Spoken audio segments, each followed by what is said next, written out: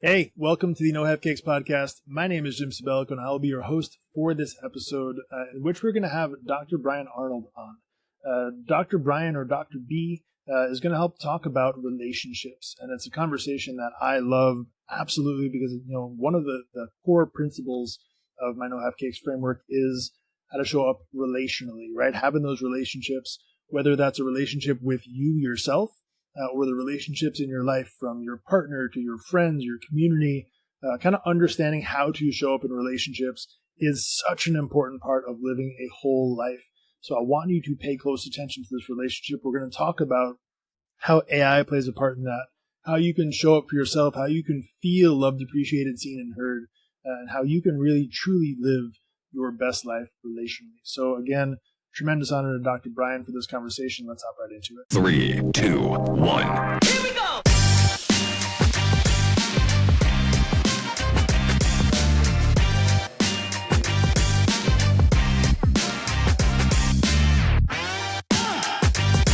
Well, I want to thank you for being here. I'm excited to have this conversation. Yeah, Good. So we're rolling. We can kind of hop right into it if you're ready. I'm ready. Let's go. Good. I love that.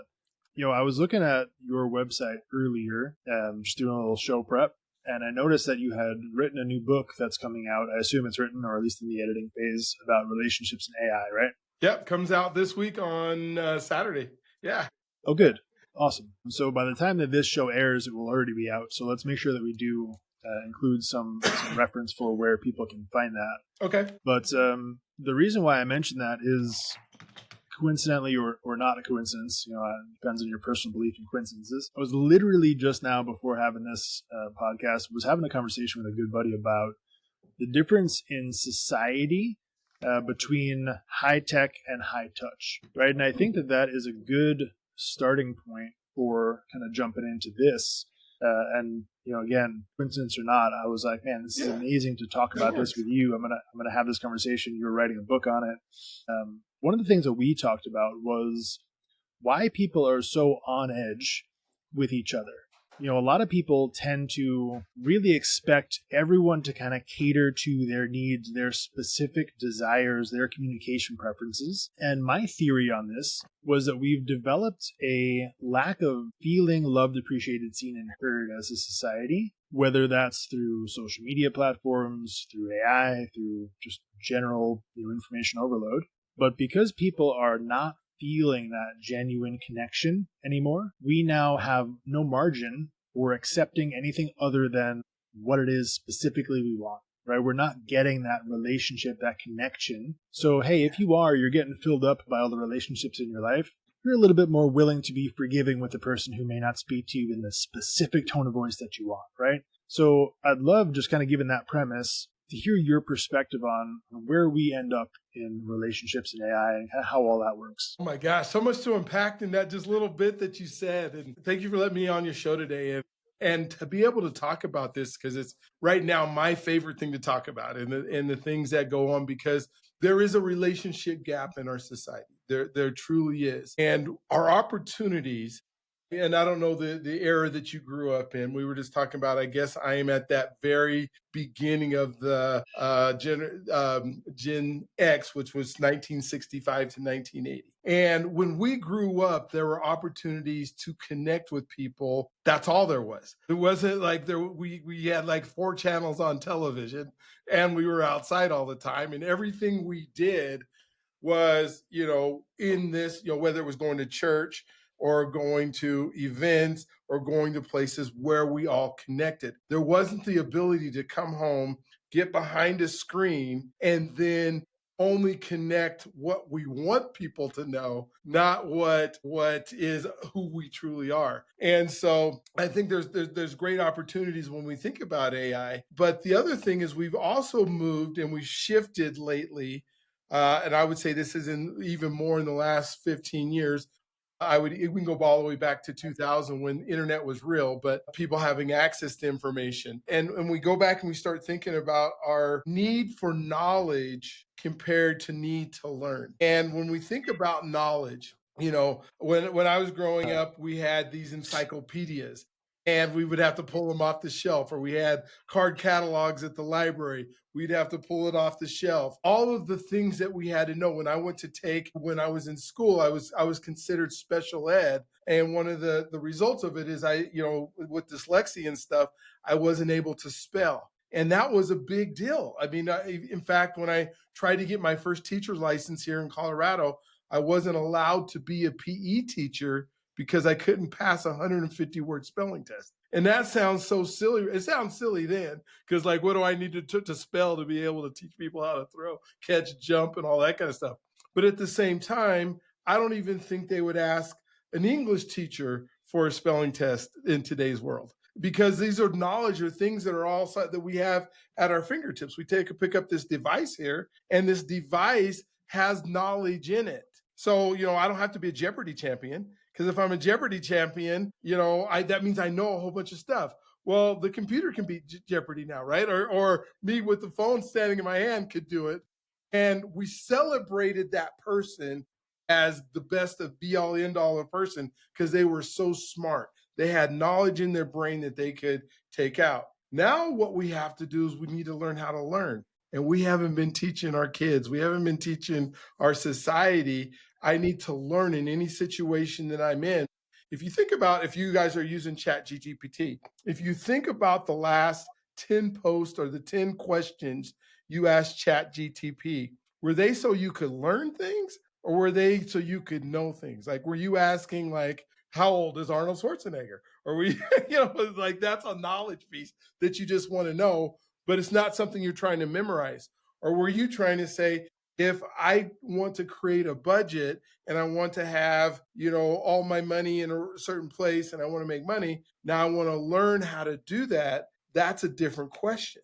And to go back to your high touch, where do we go now when you think about it? And I'll let you answer this because I know I'm talking a lot, but where do you go now to connect with people that you don't already know? Good question. I think, and this gets into a deeper answer, but I would still leverage things like social media, right? Because I think it's the easiest way to find and narrow in on your audience, right? So, or whoever it is you want to talk to, your connections. If you wanted to make a connection with someone to talk about your love for 3D printing, okay, you could walk around your neighborhood and just call out loud, hey, anyone like 3D printing? And chances are most people will think you're a crazy person. Or you can go find a group, make some friends, that sort of thing. You can try your library. But just talking about ease of finding your crew, to me, social media would be great for that, right? You can go and find that group, connect with them. But the important part there is the context is you have to then actually connect with them. You can't just go yell at strangers, right? And that's where that relationship aspect comes in. So to me, I think none of these things are inherently bad. I don't think AI is bad.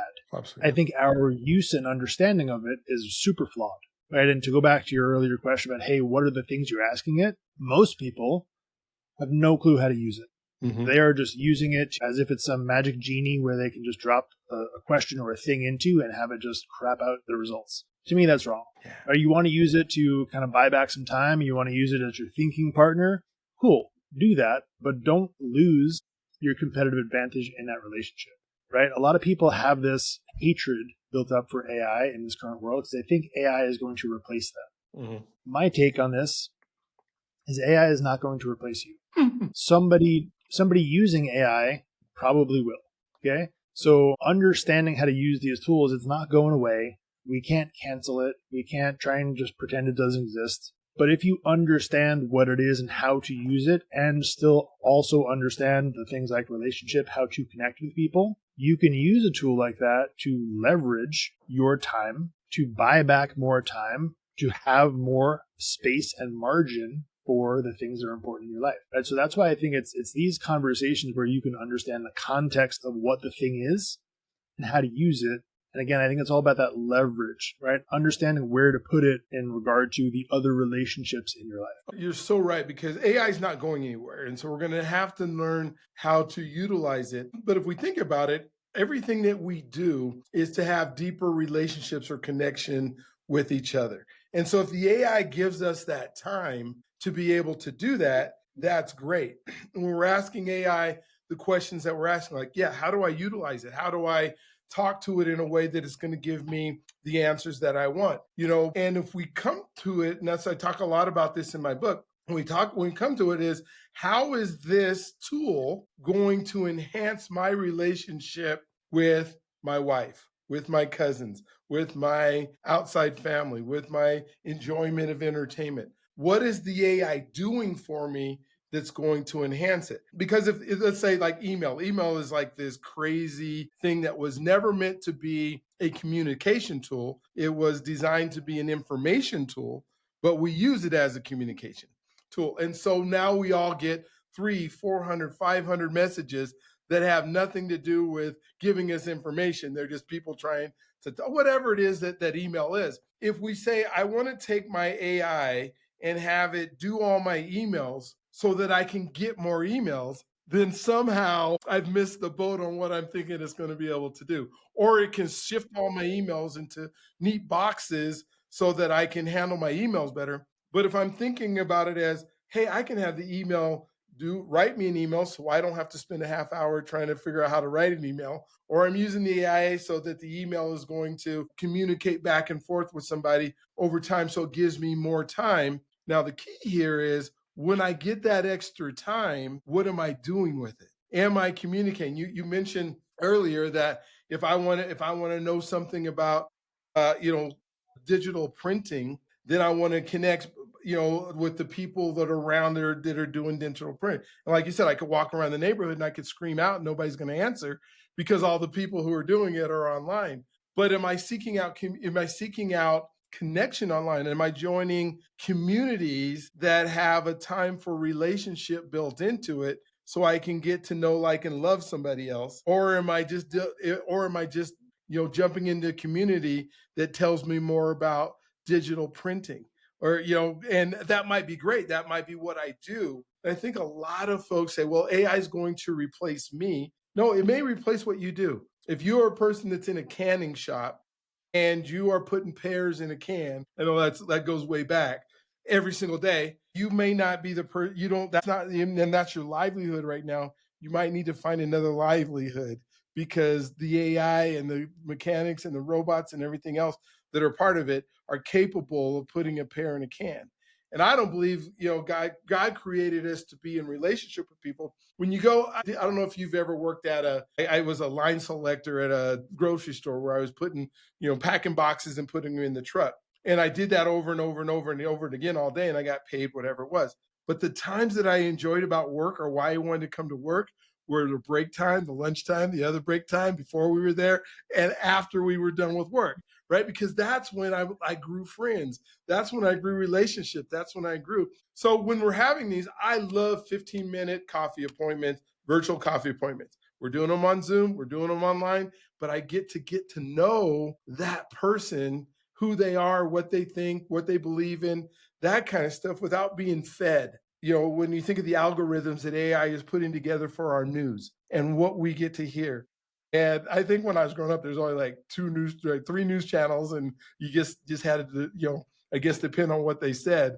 But now they like check you out and go, okay, this is what he believes, so we're only going to send him news about what he believes. And as a result of sending him news about what he believes, he only gets into this circle or box in the world that he started out in. And hopefully, as humans, we grow and we evolve and we, learn more things. I guess the last thing I would say is the decline of the church, I think, is a big thing that's taken away a lot of relationship. People aren't going to church every Sunday and meeting new people and hearing new ideas and trying out different churches and all that kind of stuff. So I think that's a big. I think we still go to sporting events, but not, that's the upper middle class that can afford whatever it is to some of our professional sporting events. We have our kids doing events. If we have kids, and we meet in the park with all the other things that we try them out with. But yeah, it seems like sometimes we forget that the AI is designed, or maybe it's not designed, but it should be utilized to help us enhance our relationship. Yeah. So here's one of the things I see, kind of just going on. Okay. Going off of what you were talking about there, is boiling the frog. And if you're familiar at all with this, like, the concept is, if you put a frog in a pot of boiling water that's already boiling, that frog will jump out okay. But if you put a frog in a pot of cold water and just turn up the heat and it gradually gets hotter and hotter, that frog doesn't realize it's happening until it's too late. Okay, and what I see happening in the world with people and their relationship with AI is exactly that. So when you talk about someone who is afraid of being replaced by AI, okay, what I see happening there is that person is genuinely at risk of being replaced by AI if their entire existence is so thin and minimal that they don't really have an identity left. They are just a shell of a person operating in space. They've lost their identity to social media, to the outside world, to other people's definitions. So what happens is they don't have much of themselves left to actually exist. So if all your entire existence is showing up to a place of work, doing a task, coming home, and then just scrolling social media, yeah, you can be replaced. Those are just things. Okay, that is not your identity. AI will never be able to replace your identity only if you don't replace it yourself first. Okay, so if you don't take control of who you are, right, who God designed you to be, if you don't understand that and actively pursue it, yes, you are at risk of being replaced because you don't exist in the first place. Okay, so I think the way that I see this is a call for people more than ever to understand who they are. And if you do understand who you are at zero risk of being replaced because AI can never replace you. You are a one of one, right? AI might replace the thing you do. Cool. If it does, great. Hopefully use that time to go find something else to do. Go learn something else, yeah. But it can never replace you unless you replace yourself first. Yeah. And the way you're saying it is so, I guess, spectacular in a way that you're saying, wait a minute, who am I?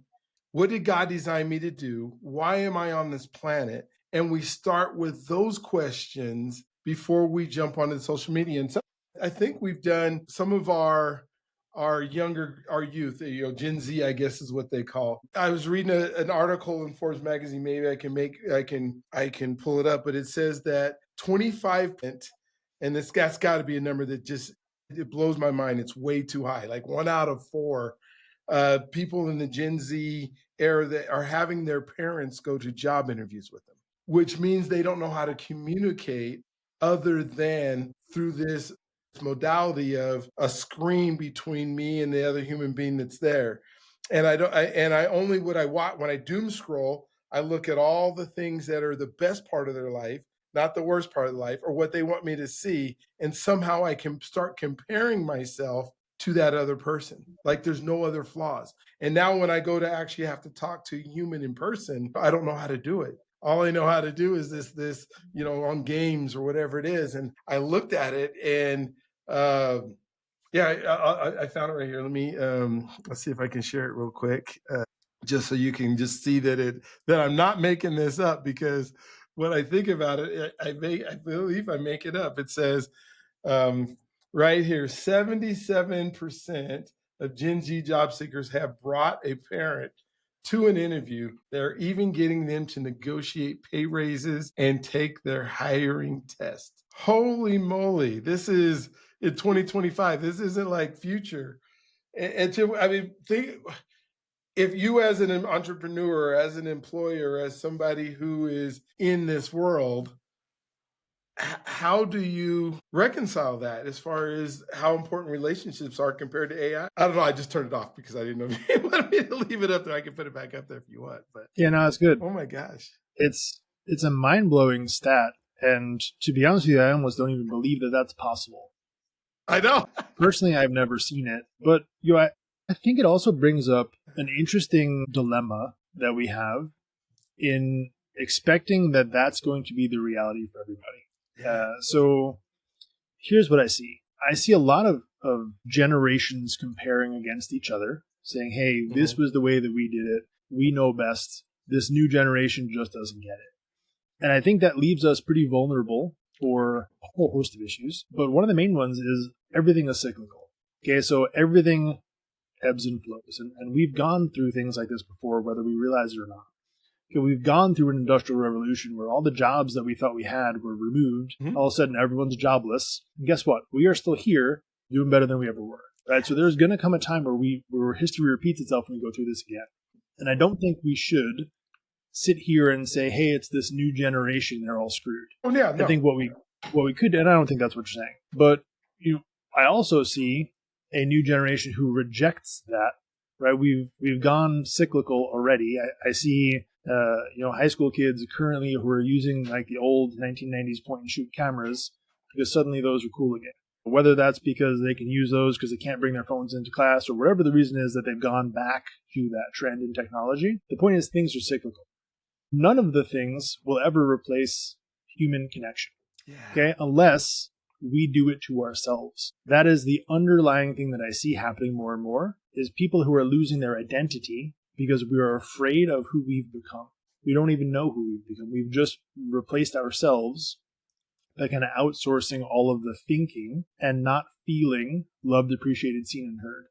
Right? So when we don't feel those things, we seek them from other places. And that's when we start to get into trouble because rather than feeling loved, appreciated, seen, and heard, and doing those things for ourselves, we turn to echo chamber groups, right? We mentioned before, hey, the algorithm is going to feed you things that it thinks that you're going to believe or things you're going to engage in, whatever it might be. It wants you on the platform, right? So it's going to give you things that are going to keep you engaged. Now, obviously, that has a troubling pattern of reinforcing a certain set of beliefs. People don't generally go outside of that to seek out opinions that they disagree with without arguing about them, right? It's very uncommon, unfortunately, for someone to be like, hey, let me get around some people that I disagree with just to hear what they have to say. A lot of people tend to jump into that conversation to yell at the other person why they are wrong and then scurry away. So how do we solve that in this current society? Like, where do we go for expanding relationships with people we otherwise might disagree with? Yeah, I think, and I love how you put that, but one thing that hasn't changed, that hasn't been cyclical, that isn't coming back around is our need for love, connection, need, and appreciation. For 4,000 years or whatever it is, that has been the human experience. And I think where our pendulum is swung to is not nurturing that and not teaching that and not making that a part of our lives. What does it mean to be needed and appreciated? My daughter just turned 29. I have 8 children, and so my youngest, she just turned 29, and she came over this last week, and she was saying that she's a radiologist tech. So she went to school so that she could take X-rays of people that are in the hospital and stuff. And so I guess last week was radiology tech week or something, that we make up a week for everything. I mean, it'd be like a standing on one foot week, whatever it is that we come up with a week. Well, she wanted to be appreciated for it being radiology tech week, but not that she just wanted to. Somehow we've built in an expectation that we have to honor radiology tech week if you're working at a medical facility. So the bosses brought in and they brought in some gifts for that week, and she was allowed to pick one gift out of that. Well, in her mind, wait a minute. How come I'm only getting one gift? I should give more gifts because I'm one of 3 people. Then you're also giving gifts to the lab people and the physical therapy people, and everybody's celebrating radio technology. But I went to school for this, and so they owe me. And so next year they better figure out a way to celebrate my week much better. And I think that part of our connection process is we've come to this expectation that somebody owes us something for being alive, whether that's because we gave trophies or whatever the reasons are. We have, because I showed up to wherever I'm at, you owe me something. And that it's like a one-sided portion of the relationship. Like, I haven't given anything to this relationship for it to flourish and be good because I don't know if we've done a good job of teaching what it means. When I think of Gary Chapman's The 5 Love Language, and quality time and acts of service and physical touch and words of affirmation and gifts, when are we teaching that to our kids? Or when are we teaching that to our adults? When are we in groups where we're saying, wait a minute, have you spent time serving somebody before you expect something back from somebody? Because I don't think there's no greater feeling in our lives than to be able to serve others. I have a community called Becoming the Person Universe, and it's all about relationship. And how do we blend these relationships? And if I do, like one of the things in our 15-minute virtual coffees I was talking about, and one of my number one rule in there is we have this conversation where I would say, Jim, what is it that I could do to serve you right now from where you're at? And then Jim, before the end of the conversation, you're going to say, Brian, what could I do that would serve you, that I could help you out? And I don't know if there's enough of that out there. We want to talk about the digital printing, but I don't know if we want to talk about us as humans connecting with each other. Yeah. Well, I think, when you say something like, hey, what can I do to serve you? It makes a lot of people uncomfortable for a couple of reasons. One is I think people have a very hard time receiving. Mm-hmm. People have a very hard time asking for help. And I think the biggest of all of those is people don't necessarily feel served themselves to be able to then offer service to other people. And I think that goes back to the same sort of thing we've been talking about a bunch of times here, is that understanding who you are and what your purpose is and living in that purpose will fill your cup up. You will be served by serving other people. So when you start to understand that part, and that's why I'm so vocal about that aspect of it, and understanding your identity, what makes you unique, who are you designed to be, living inside of that, you start to feel loved, appreciated, seen, and heard by all of your normal everyday interactions. Right? So it's not this thing that you need to necessarily go seek out, but because you show up as you start to receive that from the world because that's what you're putting out there. And I think it's this like flywheel of connection, right? Where you start to just really show up authentically as who you are, and it builds this momentum that becomes self-serving. And it's not selfish, right? You are showing up and you are getting something from serving people.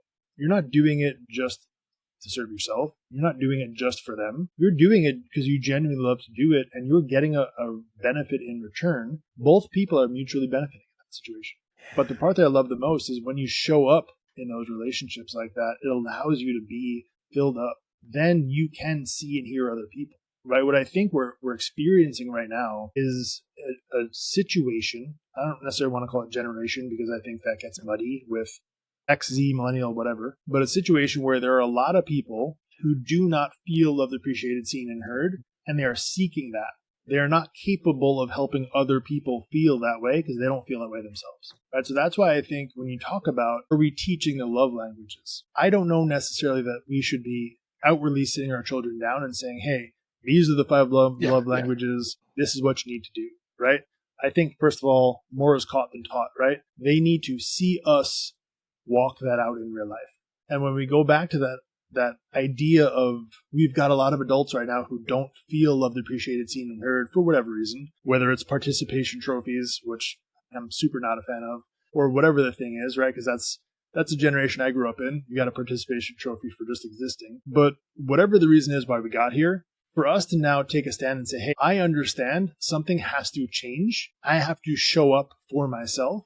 Because when I show up for myself, I will show up as an example of possibility for the people around me. Then we can start to have those conversations, and the people around us can be healed, not because we are healing them, but because we've healed ourselves, right? That's my perspective. Yeah. And now when we bubble this with AI and we're training the AI to know who we are, are all we're talking about, like when I ask somebody, who are you? Most of the time I get an answer of what they do, not who they are. They tell me about the job that they have or the profession that they've grown up with, or where I really want to know, okay, what is it you like? What is it that you enjoy? What are the things that, if you were to take, for lack of a better analogy, a personality test that said, okay, hey, you should be in, like, you love leadership stuff, and maybe you should start twisting your stuff towards leadership a little bit, because that's where you get excited. That's where you shine. And I use the 5 love language, not as teaching the actual, but like you were saying, like, how do I do it? But I can tell within a few minutes of meeting somebody and getting to know them a little bit exactly what excites them. You know how? Because I got 2 ears and 1 mouth. And if I just listen to them for a couple minutes, they're going to tell me what excites them. And if I ask them one question back, they're going to tell me something. And if their smile gets so big and they can't wait for me to experience something they've experienced, then that's what they're excited about. And so how do I, as another human being, help direct them towards that, instead of, I think there's so much information that we're bombarded with that we don't know how to filter it. And so we see somebody who was successful as, like, a singer. I watch the Voice or whatever it is, and like, well, maybe I should try that. And then whatever comes out of my mouth isn't very good. But somebody else is going to tell me you're pretty good. Like, no, you're not good, pretty much. So why don't And then you say, well, I can do it because they could do it. And if they could do it, it must be easy. Instead of, okay, what is it you love to do? Now let's channel it in that way. And then let's go find some mentors. Let's go find some other human beings. Now I can ask AI to be my mentor because I'm scared to reach out. And I can say, mentor me in this, and it can give me all these things, but it can't give me the nuances. It can't give me the empathy. It can't give me the emotions of what it means. And so I got to seek out people. And I don't know how many folks, because there's a lot of lonely folks that actually know how to seek out other individuals and have these true conversations. And it starts with just doing it. You get good at it because it's a repetitive muscle that, having conversations with others makes you do that. But at the same time, you go, okay, what are you doing? Like if, I'm doing podcasting coaching or just regular business coaching, like what are you doing to cultivate your relationships, and who do you have relationships with? And a lot of the times they can't tell me, which is kind of scary. I agree. And I think, to your point, one of the best things that we can do is recognize it in other people and tell them, which is wild how simple that is, right? But again, for us to show up and we don't need something from them in relationship because we are filled ourselves. So we've done the work. And again, by no means do I think we are perfect people, right? I don't want to speak for you, but I'll speak for myself. No I'm way. not perfect. I still have struggles. I still have a long way to go in a lot of areas. However, I've done enough to understand and to be self-aware enough of not needing to be filled up in other relationships. Right? I am pursuing enough of my own purpose in my day-to-day where I can show up in a relationship and just listen. I can hear you. I can see you. I don't have to vomit my life onto yours so I can feel seen and heard. I don't need that from you. It allows me to show up and say, hey, you are an amazing guest. You should start your own podcast. And I know that you have your own. But in this scenario, hey, if I show up in this conversation, I listen to you, genuinely listen, not just to wait for you to stop talking so I can just say what I have to say, but to hear you. I can then say, hey, you're great at this. And maybe that stops and lets you think, hey, you're the second person to tell me that. Maybe I should pursue that. Right. And again, I think it's enough people having the confidence to actually go out and start chasing these things down. Now, I love what you said about AI being your mentor. I don't think AI is a great mentor because we've talked about it. Hey, AI is going to recommend back whatever you engage the most in. Or do you think about something as simple and maybe innocent as your Netflix account? Your Netflix account says, hey, you'll like these movies. Why is it telling you that? Because you watched two of them that were similar. So now if you just go on Netflix and you just pick whatever it tells you you're going to like, suddenly, 6 months later, you figured out that you love whatever this documentary series is. Do you really love it? Or did you just get told enough times that this is the thing that you like? Okay? That is what AI is doing for you in your life. If you don't spend enough time around other actual people who don't have an interest in pushing you into one direction, but who just have a genuine interest in you being the best version of you, you're going to start to realize that there is a whole freaking world out there that you were capable of experiencing that you were just completely blind to. But I think it starts with getting around other people who can help show that to you. To me, like the most important soft skills or skills that we need, whether they're soft skills or hard skills, is how to create a connection, how to communicate with others is a super huge skill. And then that second one is how do I begin this learning process of, and it could be as simple as I need to learn what I enjoy. And in order for me to learn what I enjoy, I have to experiment with other things than what people have told me who I am. We have a lot of folks that tell people, oh, you're this, or parents that grow up, that, hey, you're going to be this doctor, you're going to be this lawyer, you're going to be this, machine worker, whatever it is that we think you're going to be. And sometimes our identity, back to what you just talked about earlier, is what somebody embedded in you as a identity. And the biggest thing we can do is learn what that identity is. I think it might have even been Tony Robbins that I went to 20 years ago. It said the most powerful force in the universe is being congruent with the identity that we hold for ourselves. And so that identity that we hold for ourselves, we have to, one, realize it can change. We're not the same person today as we're going to be 10 years from now, because hopefully we're going to grow through our relationships and the people that are around us and the things that we do. And so that identity is going to change, but we really have to know thyself.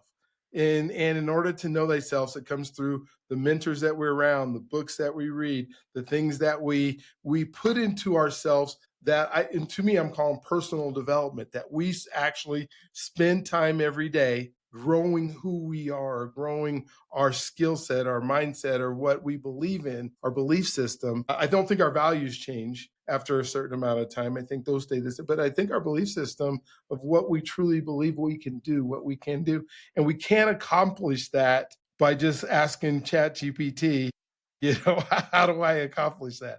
I think we have to seek out other folks or other relationships, whether we do it online. I don't have any problem with you doing it online and seeking out those relationships. I just have a problem with you not doing it. If you spend most of your week just scrolling through what other people are doing, that's not it. How many times have you reached out this week and asked for a 15-minute conversation or a 10-minute conversation, or reached out with somebody you think you might like something and went and found somebody who's doing that exact same thing, and then asked them why they enjoy it, what's so important? Because people love to talk about themselves. You're not going to have any problem finding somebody to talk to. The issue is somehow you're sitting at home waiting for, like, I don't know, the AI gods to jump on you and tell you everything you need to know without you asking any questions. It's like, well, nobody's knocked on my door. Nobody comes over to my house. Well, did you invite anybody to your house? No. Well, you thought they were just going to knock on the door and show up with a bottle of wine or whatever it is and say, let's get to know each other? That doesn't happen. You need to go out there and seek it. I love that. And, it reminds me of one of the things that I share with a lot of people that I work with is this concept of like how you understand your purpose. Because I think for a lot of people, they look at it as they can just, go on whether it's ChatGPT or just whatever they want to use and ask a question or go take a 8-question quiz and find out what their purpose is, and they just know it. Right? It's this thing that they could just download into their ethos, and all of a sudden they figured out their purpose just like that, and then they can just move on with their lives. But to me, it doesn't work like that. To me, when you understand your purpose, you pick it up one pebble at a time over the course of years, right? And it's going to take you 5, 6, 7 years to figure out 90% of your purpose. And then the rest of your life, you will be going from 90% to 100%. You will be refining it over time, trying to figure out who you are, what your purpose is, what you were designed for. But you're going to pick up a lot over the course of 5, 6 dedicated years, but it's going to be a pebble at a time. And if you are dedicated enough to figuring out who you are, you could shorten that time gap. Absolutely.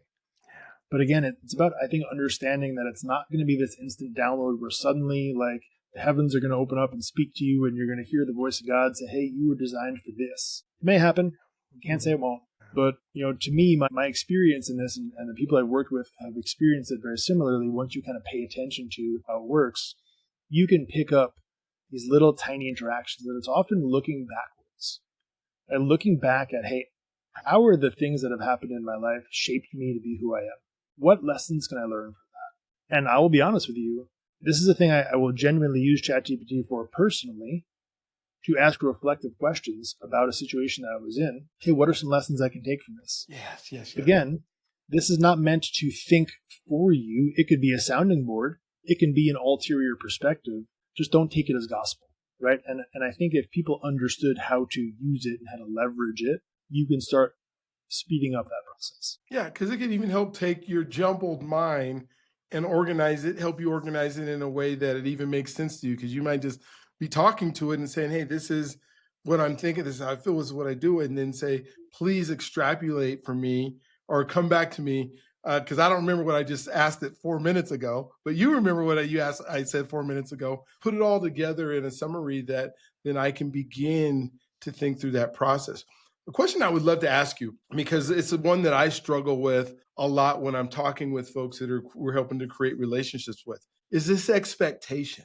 Like somehow there's this expectation that other folks are going to do stuff for me to fill my tank or to fill my bucket or whatever it is. And the expectation is I don't know how to do it, so other people have to do it. Or my expectation is when I show up, I'm going to be treated this way. And when I'm not, then my whole life crumbles. How do you help folks through the expectations in life that we somehow have decided this is, I guess when I type into ChatGPT, I expect it to solve all my problems. Like, how do we get through these expectations? I think it's the understanding that most people you come across are struggling with something.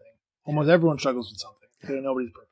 And a lot of the people have not done the work yet, because again, it's super uncomfortable, but I'm sure you'll agree the payoff is well worth it. People generally will pour into you when their cup is overflowing. Okay, but for a lot of people, they have not figured out how to even format their own cup or what their cup looks like, let alone fill it up. So I think if you go into relationships with zero expectations, right, and this has a lot to do with, I think, what your expectation is for a relationship, whether it's transactional, you look at, hey, how do I show up in this relationship? Why am I forming this relationship?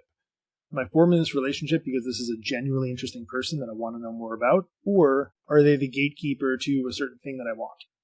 Okay, and if it's a gatekeeper, you are almost always going to be disappointed. Yep. That relationship will be horrendous in the long run. But if you start genuinely caring about other people, and again, I think that comes easier when your own cup is full, because you're not looking to just vomit on other people. You can actually hear them and appreciate the things about them. You'll start to see that the more that you can pour into other people, the more that they have capability to pour back into you, right? And that's why I always reference it like this flywheel of connection. I think you have to be willing to do the work first, quiet work by yourself, to fill up your own cup, not expecting other people to do that for you. There is enough information out there. There's enough people out there. I'm one of them. I would assume you're one of them who are willing to sit down with people and have that conversation. Find some people around you. If you're someone who's struggling with that, who will listen to you, who will help you start to format your own cup, to fill up your own cup. And once you start to do some of that quiet work, you'll start to recognize that there's some momentum. Then you can start to walk into relationships where you're not needing something from everyone you come across. You can either leave neutral or you can leave having given them something. And when you start again having that momentum in your life, you start to then get things back to you almost involuntarily. So I think if the direct answer to that question would be start working on yourself first, not expecting other people to do it for you. And then the more you focus on being the best version of yourself, not outsourcing it to ChatGPT, not outsourcing it to AI, not outsourcing it to other people, but being the best version of you for you, which is a really important distinction there. Not being the best version of you for other people, but being who God designed you to be for yourself, showing up for yourself. Then and only then will you start to see all this stuff pouring back in miraculous ways that you can't even imagine how fast and furious that stuff comes back to you. Yeah. Oh my gosh. And it comes back to we are unique and wonderfully made. And and sometimes we try to take on other people's identities because we think that's the identity that gets the love or gets the attention. Like they see people that people are attracted to or have the charisma and they want to say, well, I want that because I'm lonely. So maybe I should look at who that person is or that identity of that person. Well, you never truly have their identity, but instead, how do you develop your own? Because it's okay not to be okay with your identity right now. Because if you work on it, you're going to develop it in a way that it's going to be spectacular and nobody else can take it away. And you show up, like Jim said, with your cup overflowing. But if you don't work on that, then you begin to take on other people's personalities. You get to take on other people's identities, other people's stuff without other people's experiences. And that can be real dangerous because you don't know how they got to where they're at or what they went through to get to that. You just want their end result and you can't have it that way.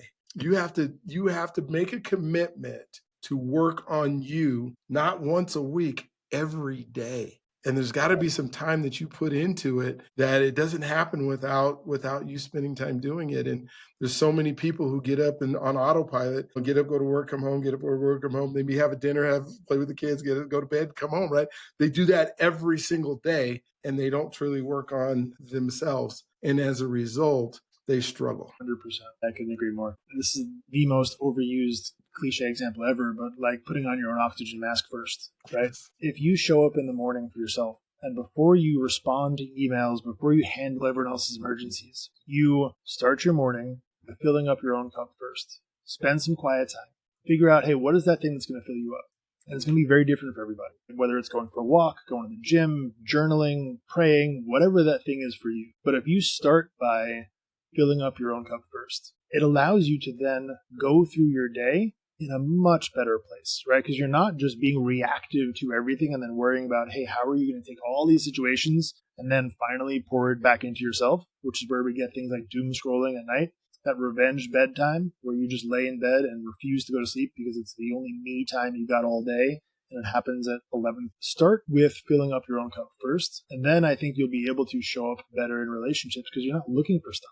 You're genuinely able to just show up. You've already filled up your own cup. Yeah. And, I think to your point, like, that takes time, yes, but could you do it every day? 0.0001% every day? Yes, you could. And yeah, it might feel like nothing today, but if you do it every day, don't even focus on every day, right? If you focus on, hey, how do I do the best thing in this current situation? Where can I put my foot so that I'm oriented in the right direction forward?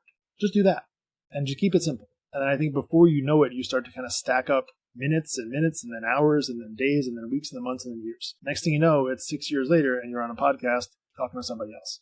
Okay, this is literally the journey of my life. I'm not certified in any of this stuff. I'm a person who went through a really horrible time, who did some stupid stuff, who is now using that as an opportunity to help other people not do the same.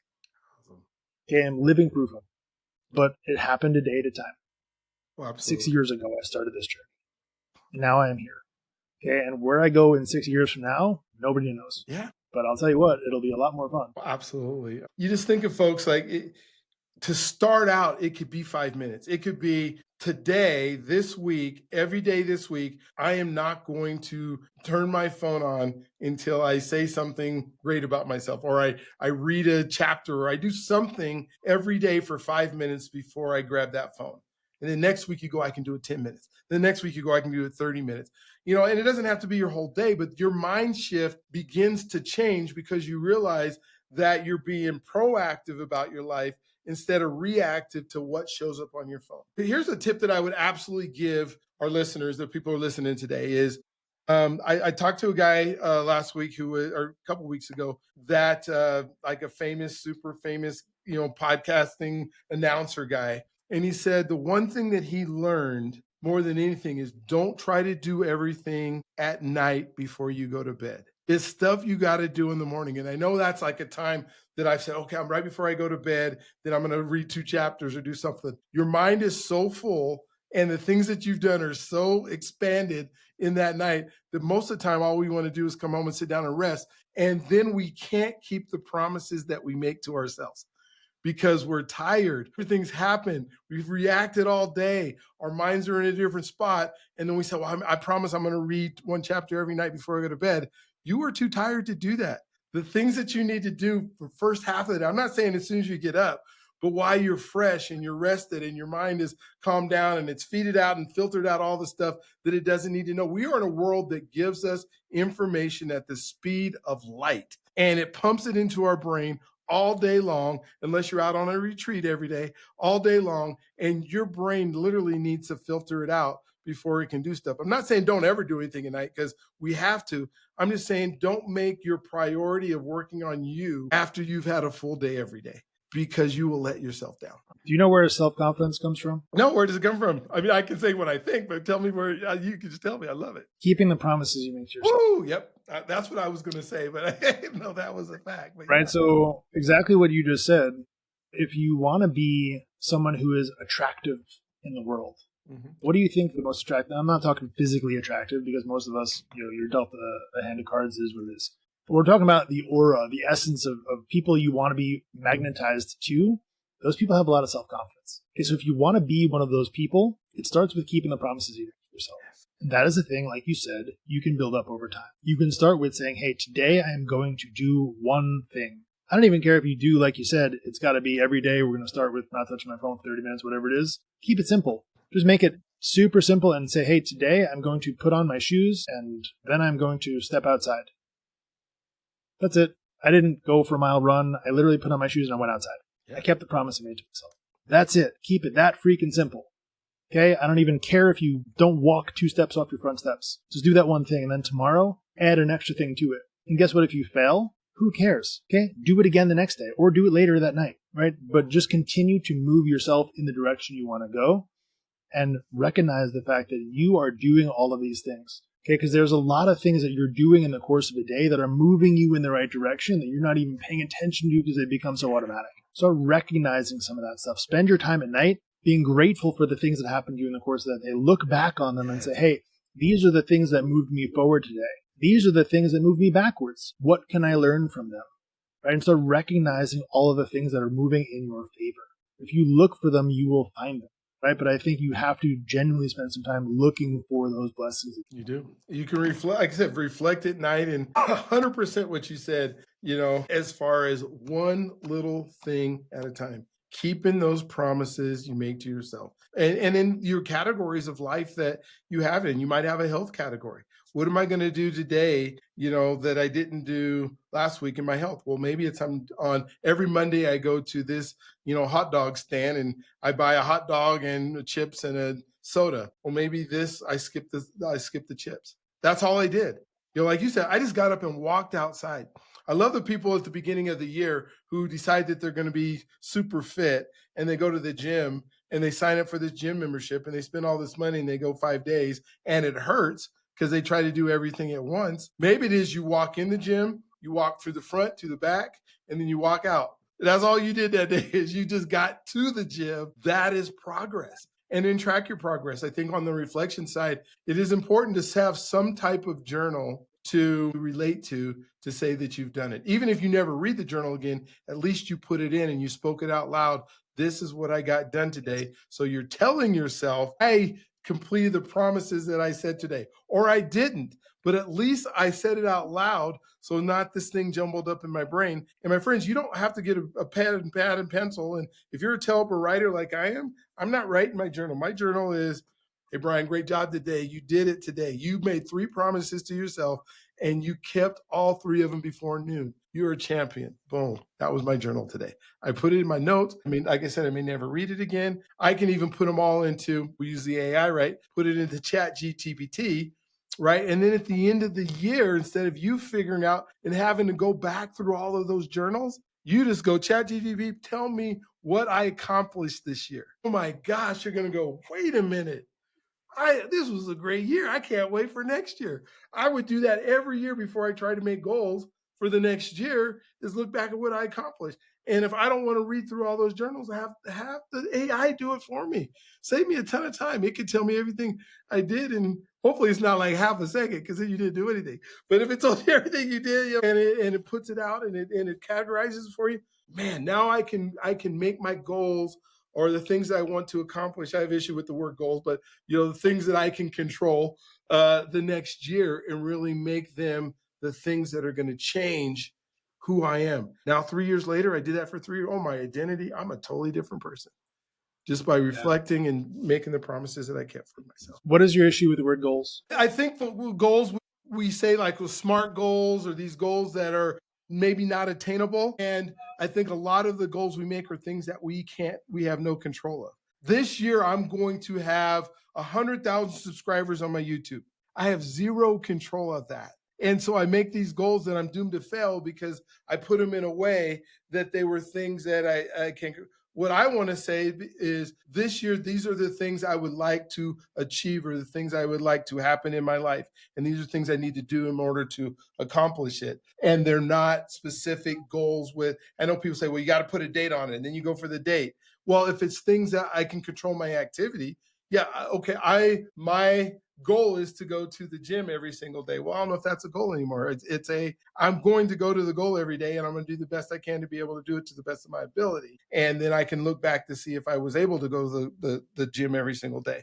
But I can't say I'm going to be able to lift, 350 pounds over my head or whatever, because I think by a certain date, because I don't know if I can control that with my schedule, my body, all that kind of stuff. So that's when I do like workshops and goal setting workshops, that I call them goal setting workshops, but they're more of how do we figure out what we can control this year, and then let's work on that diligently. And then the outside forces, whether it's God or folks in the universe, whatever, I'm doing my part. Now let's watch the universe and God do his part, and then let's see where we end up. And if I don't hit a specific thing, what came as a result of me doing the activities? So I look at what are my activities I'm going to do this year to be a better person. It's interesting you say that. This morning I actually heard someone shared with me, I don't know, the statistical truth behind this. I'm sure there is some that we can find a stat for, but the majority of quote unquote successful people in their field never actually hit their goals. And what they were trying to convey with that message was a lot of people, and this is a belief of mine, will set a goal, and as you get closer to that goal, you move the goalpost. Yeah. You move it further away to something else, right? So you continually push that further and further away, but it gives you something to aim at. It gives you some level of thing to say, hey, this is my target. What am I directing my actions toward? But you're removing yourself from being disappointed or even appreciating the outcome, right? Whether you actually hit that goal or not isn't the thing of concern. It's, hey, were my actions oriented toward the target? Okay, were they? Yes. Cool. Good. Do more of those. Did they not move me in the direction of the target? Okay, something's got to change. But it's not, hey, I didn't hit this specific target. One of my personal goals was to hit 100,000 subscribers on YouTube by the end of this year. As of right now, I'm targeting that date by November 21st or something like that. And that date has moved around based on the pace at which I was able to gain new subscribers. Originally, when I started that goal, I wrote it down. It's on a Facebook story, actually, so I'll be reminded of it next year. Was April of 2026. That was my original goal. And as my actions changed the pace of achieving that goal, I changed the goal. I said, hey, that goal is going to be December 31st. That goal has now moved to December 1st. I'm continually moving the goalpost. Okay, so once I cross that goal, which I'm confident I will, whatever the timeline is, who cares? I'm going to move that to, hey, what is the next goal? Yeah. Yes, I'll be appreciative of the fact that I reached that thing, but it wasn't like I said, hey, once I get to have this certain thing, then I will be happy. Okay, I think it's people's association with the word goal, and there may be subliminal connection with happiness or joy, whatever it is. They think that everything will be better once that goal is reached. And to me, I think if people remove that expectation and put joy and happiness in the present and not connected to a certain outcome, then I think you can use your goal again as a target. It's semantics really, but I think it's that subliminal connection with happiness and joy that sets up people for that level of failure. Oh, I love the way you put that. And that you're able to move that target based on the activity that you're putting in.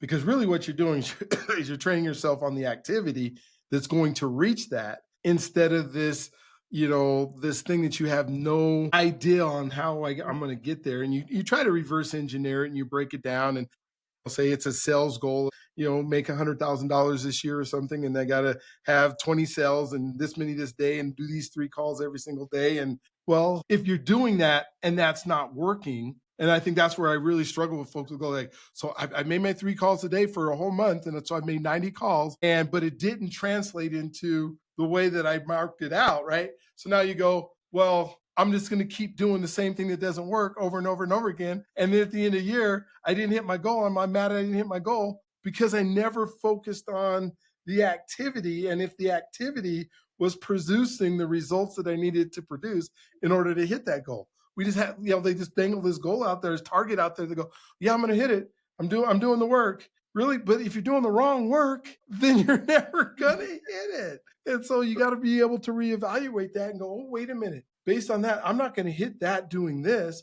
Either I'm going to have to change what I'm doing or I'm going to have to change what that goal is because it can't be done. And then I'm not going to be mad at myself that I didn't lose 40 pounds, because I said I wasn't going to eat, crackers every day. And so I didn't eat crackers, but I gained weight because I ate something else that wasn't crackers. That was worse. So exactly.